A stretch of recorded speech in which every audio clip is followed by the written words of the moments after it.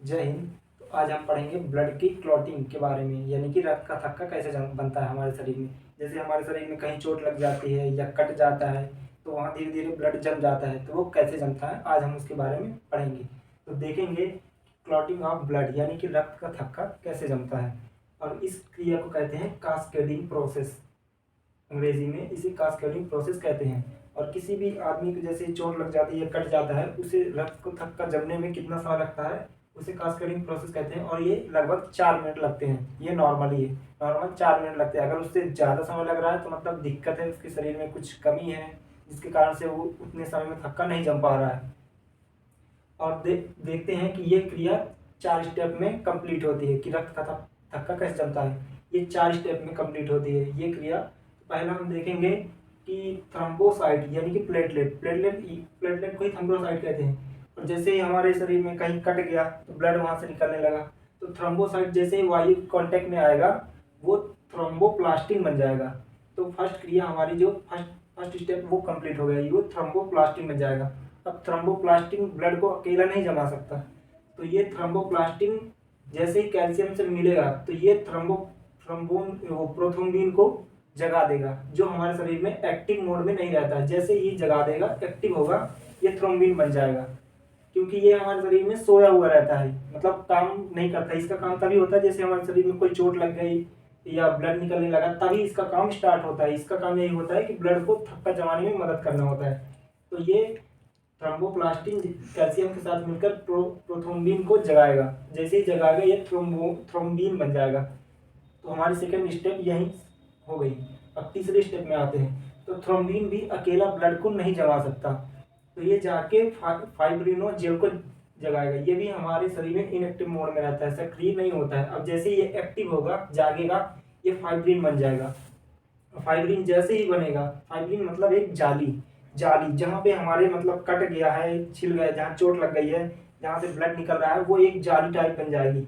तो जैसे ही जाली बन जाएगी, रुधिराणु हमारे शरीर में, जैसे ये रुधिराणु यानी कार्पल, ये डब्ल्यूबीसी आरबीसी प्लेटलेट वहाँ आके फंस जाएंगे। जैसे धीरे धीरे फंसते जाएंगे, एक टाइम के बाद ये जाली में पूरा पैक हो जाएगा और ब्लड लिक्विड फॉर्म जो बाहर नहीं आ पाएगा और रक्त का थक्का जम जाएगा। देखेंगे कि जैसे ही हमको चोट लगती है या ब्लड निकलने लगता है तो उस टाइम पे ब्लड को जमाने में हेल्प कौन कौन से, मतलब विषाणु, प्रोटीन तत्व और विटामिन कौन कौन से तत्व मतलब हेल्प करते हैं। तो थ्रोम्बोसाइट यानी कि प्लेटलेट। अब रुधिराणु तो आरबीसी भी है, डब्ल्यूबीसी है, लेकिन वो दोनों नहीं करते, क्योंकि कौन करता है? प्लेटलेट। प्लेटलेट जैसे ही हवा के कांटेक्ट में आएगा तो वो थ्रोम्बोप्लास्टिन बन जाता है। अब थ्रोम्बोप्लास्टिन तो बन जाता है, लेकिन थ्रोम्बोप्लास्टिन ब्लड को जमा नहीं सकता अकेले। तो थ्रोम्बोप्लास्टिन और कैल्शियम मिलकर प्रोथ्रोम्बिन को जगाते हैं। और जैसे ही प्रोथ्रोम्बिन जागता है वो थ्रोम्बिन बन जाता है। और थ्रोम्बिन जगाता है किसको? फाइब्रिनोजेल को। और फाइब्रिनोजेल क्या बन जाता है? फाइब्रिन। अब इतनी तो हो गई। अब तत्व तो कैल्शियम था, कैल्शियम और प्रोथ्रोम्बिन वो थ्रोम्बोप्लास्टिन मिलकर जगाते हैं जब कैल्शियम के साथ, तब ना प्रोथ्रोम्बिन बनता है। अब आते हैं विटामिन। तो विटामिन की आप बचपन में पढ़े होंगे कि ब्लड का थक्का जमाने में विटामिन के हेल्प करता है, तो वो इन सब क्रिया में विटामिन के भी हेल्प करता है। अब तो ये तो ठीक है कि ब्लड कहीं भी कटा तो ब्लड का थक्का जमने शुरू हो गया, लेकिन अगर सोचिए कि ये ब्लड का थक्का अगर शरीर के अंदर जम गया, शरीर की नसों में जम गया, तो नस तो फट जाएंगी, और नस फट जाएंगी तो हेमरेज हो जाएगा। और सबसे ज़्यादा हेमरेज तो हमारे दिमाग में होता है, क्योंकि दिमाग की नसें सबसे पतली होती हैं। अगर ब्रेन हेमरेज हो गया तो इंसान की जान तक जा सकती है। तो अब ये कैसे होगा कि शरीर के अंदर ना जमे, सिर्फ शरीर के बाहर ही ब्लड जमता है, तो वो होता है हेपेरिन के कारण।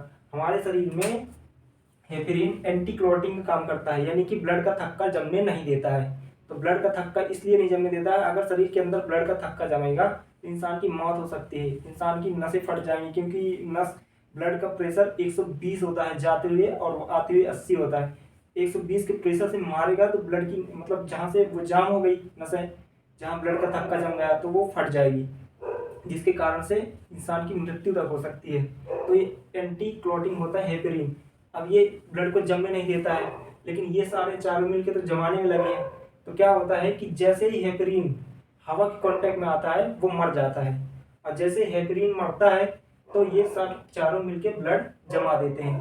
क्योंकि अगर शरीर के अंदर जमेगा तो शरीर मतलब शरीर को नुकसान होगा, जबकि बाहर नहीं जमेगा तो शरीर को नुकसान होगा। तो बाहर इसलिए जम जाता है क्योंकि हवा के कांटेक्ट में आते ही ये हेपरिन मर जाता है, तब ये चारों मिलके ब्लड जमा देते हैं। जबकि शरीर के अंदर ये चारों मिलकर भी हेपरिन चारों मिलने के बाद भी ये ब्लड नहीं जमा पाते, हेपरिन इनको जमाने नहीं देता।